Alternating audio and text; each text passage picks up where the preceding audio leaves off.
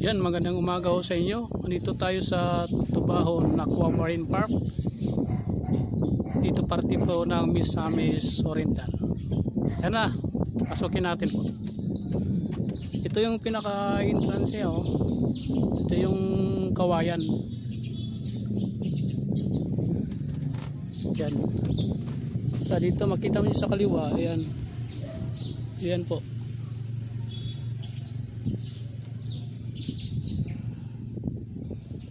Bali itong araw nito low tide.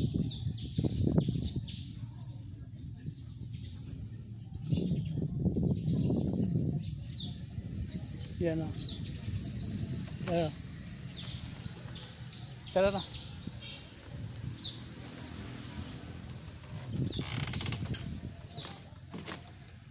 So ito daanan ng gawa ng yari sa kawayan. Dandanan tayo baka mamaya dumiretso tayo sa baba. Ito yung mangrove. Yan.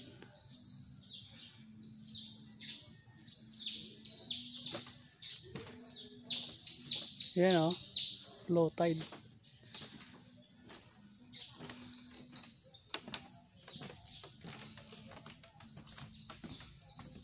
Tibay pala itong kawayan nito. Yung nangyari nila yan. Yan pagagawa.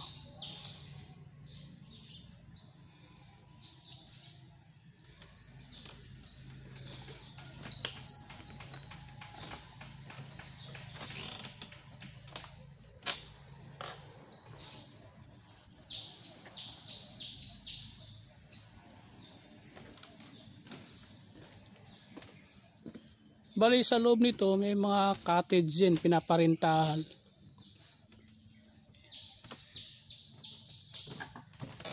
Ito, lapitan natin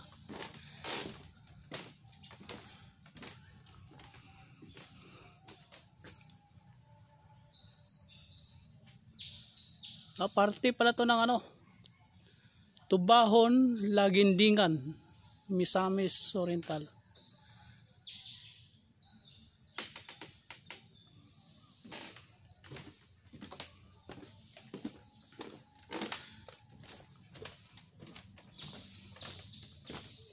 Sa ngayon, araw ng Merkules, wala gaanong tao. Pero tinatanong ko yung may-ari doon.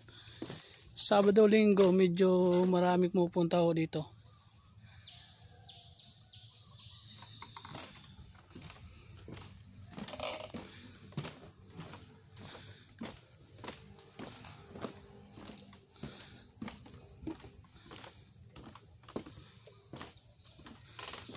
Tingnan natin din kung may isda ditong tirahin na natin.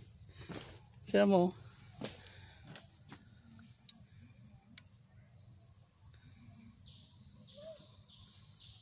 Wala, tahimik na lugar. At saka yung mga gustong pumunta rito, yung pinaka-entrance nila, entrance fee nasa 20 pesos lang.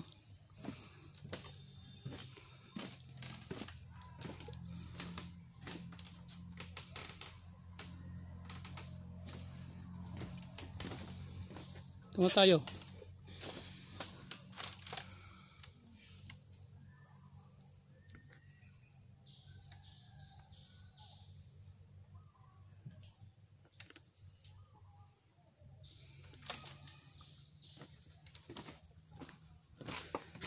Tara, bilisan natin lakad kasi malayo-layo para tayo. Malayo-layo raw to eh.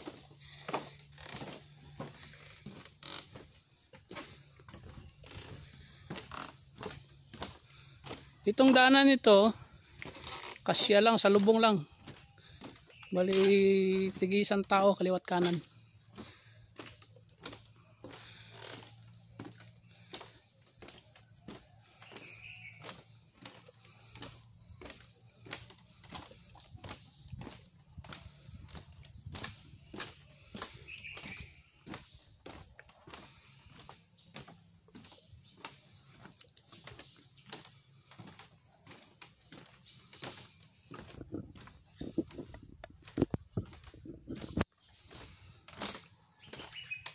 So itong cottage nila, oh.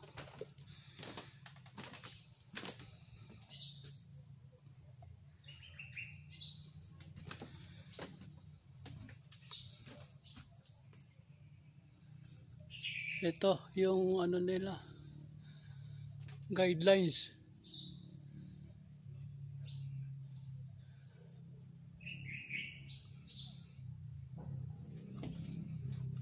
Business hour 7 morning hanggang alas 5 ng hapon.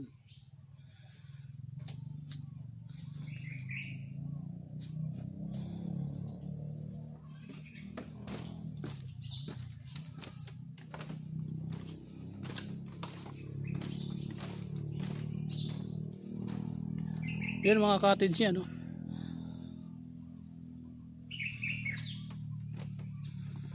Tsaka yun mga cottage din yan. Pero ang puntahan natin doon, yung may hagdanan dito. Subukan natin puntahan doon.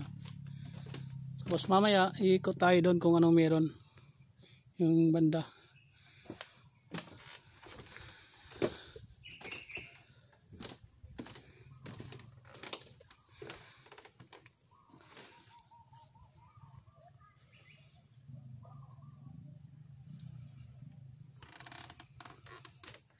Yan, oh. Try natin pupuntahan doon.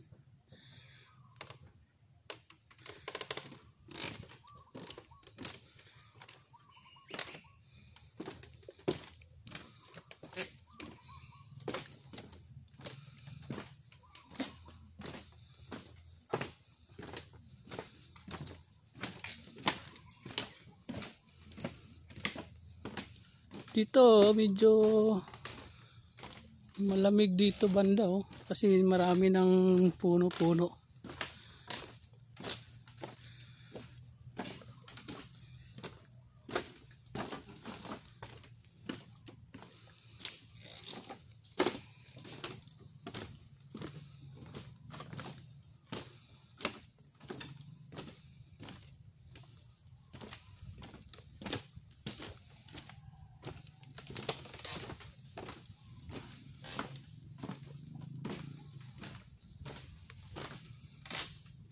Kapitan nga natin to isang cottage.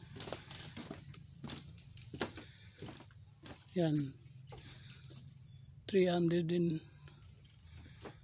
Ito. Opos. Hipusako. Opos ko, hipusako.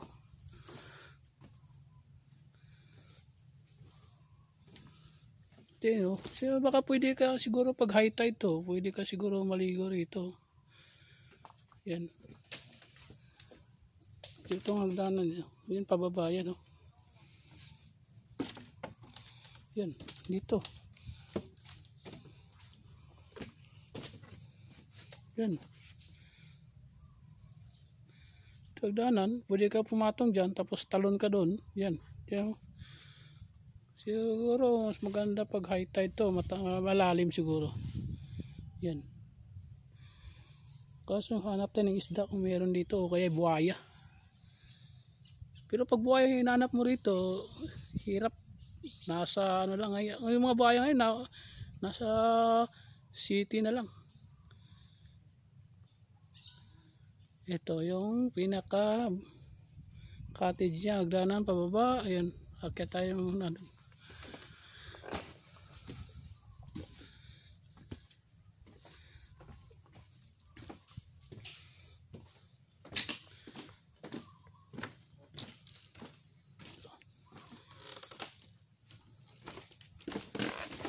Bawat cottage may kasamang sound system, pero ako hindi ko alam kung magkano renta din o additional bayad niya.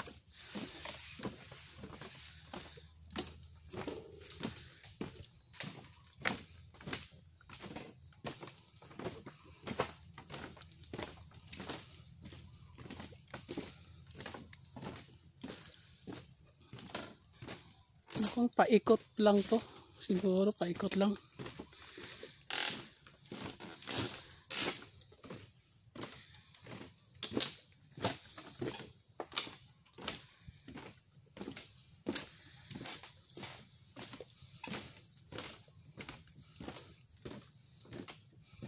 Ito. Ito natin to. Ito yung pababa yun. Yan.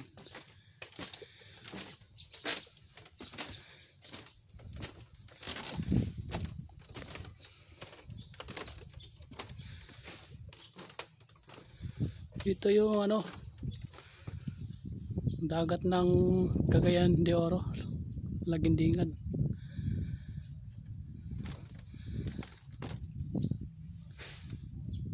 Yung isa, yun doon tayo galing, yung parte nan.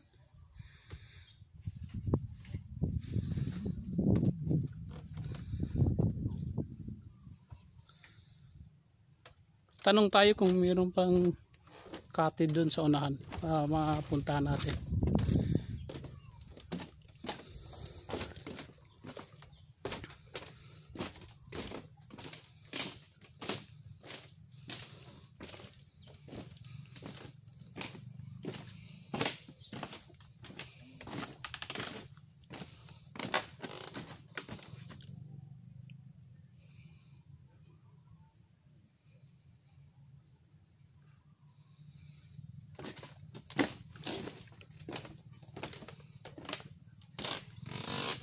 Sir, kun. Wala cottage sir, no? Tuyok na siya, no? Sige sir, salamat.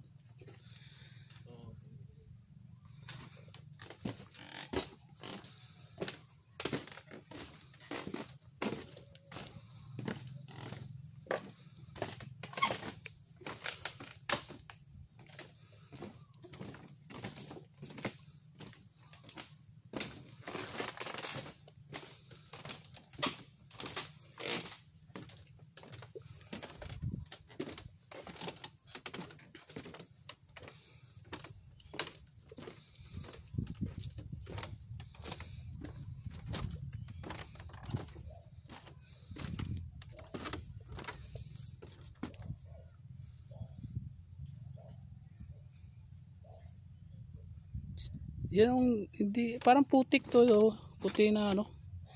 Kasi pag umapak kaya, lubog siguro yung mga paa mo.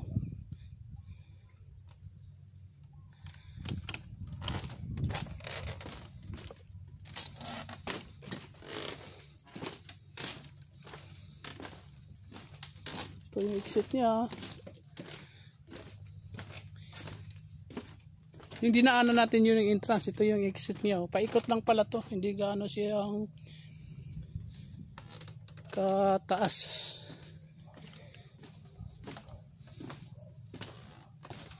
Ito Titanic na cottage sila.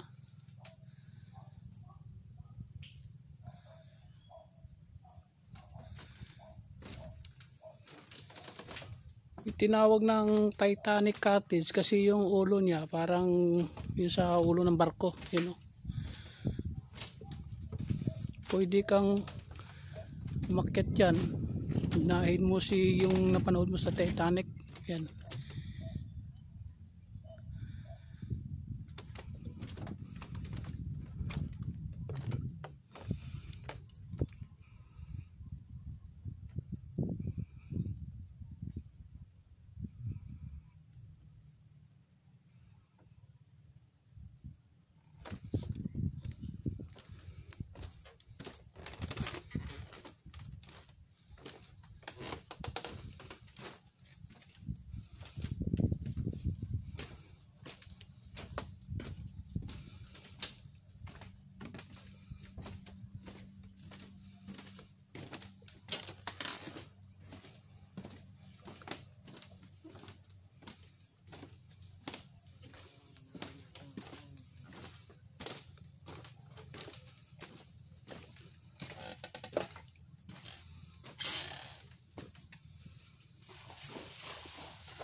Yun, may aso pa.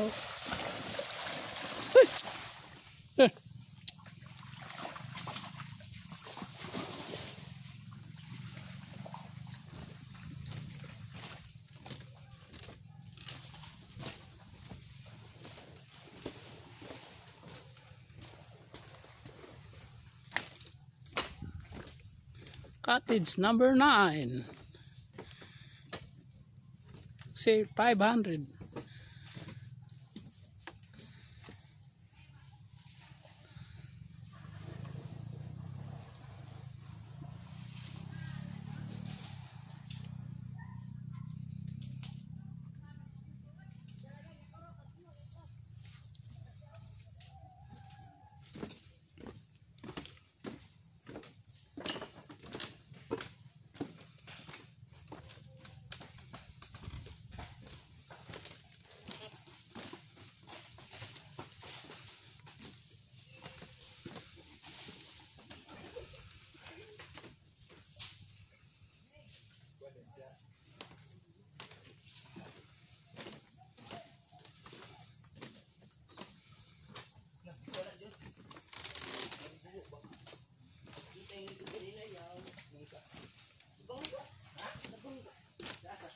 Ito yung dressing room nila rin, oh.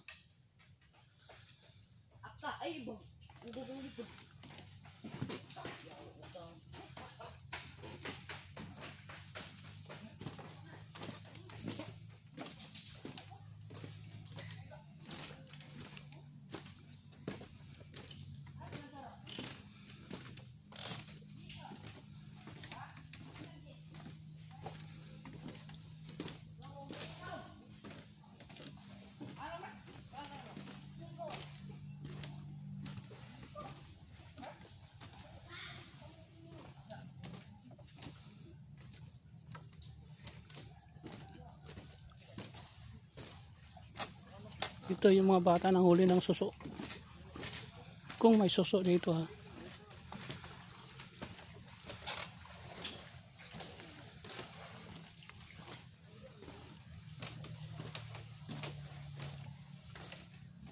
Ito yung salbabida nila, parinta din to. Yan. Naikot na natin pa, balik daw tayo, ha. Ito 300, medyo kasi tago eh, kaya 300 yung bayad nilo. Yung pag doon sa naman, yung tanaw mo yung dagat, nasa 500.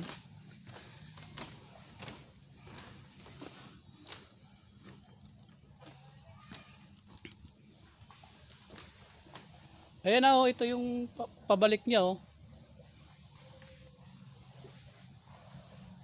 Yung doon tayo galing kanina. Yan.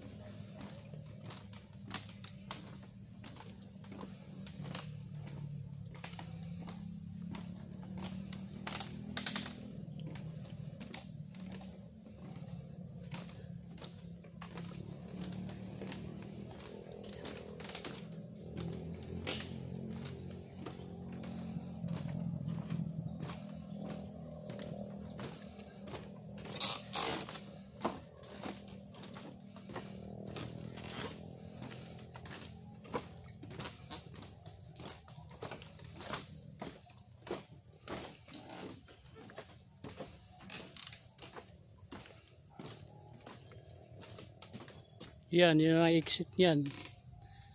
Pakaliwa konti, yun ang pinaka entrance nila. Yung pala reception.